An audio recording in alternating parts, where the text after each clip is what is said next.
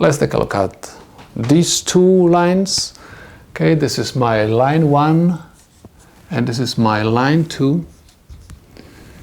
Again, we're supposed to find slopes. In order to find slopes, we're supposed to solve each equation for y. So I'm going to have 16y is equal 4x minus 17. In order to find y, I have to divide both sides equation by 16. 16 and 16 will cancel out. Y is equal 4 over 16x minus 17 over 16. So if y is equal, 4 and 16 could be reduced by 4, and I have 1 over 4x minus 17 over 16. This is my first slope. M1 is equal 1/4. The coefficient of x is my slope. Now, let's take a look at the second equation. Again, we're supposed to solve this equation for y. So I have 4y equals minus x plus 9.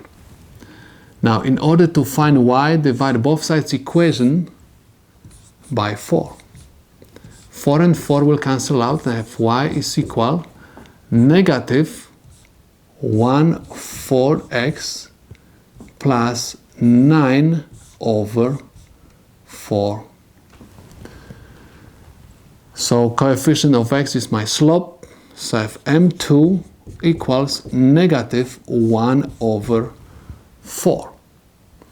Now please notice that these two values are different. M1 is equal 1/4, M2 is equal negative 1/4. So they are for sure not in parallel, because they must be the same in order to be in parallel. So let's check if they are perpendicular. So if M1 times M2 must be equal negative 1. I have M1 1/4 and times M2, which is equal minus 1/4, is equal positive times negative is negative. 1 times 1 is 1. 4 times 4 is equal 16. So the right side of my equation is not equal negative 1. So it means that these two lines are not in parallel and are not perpendicular.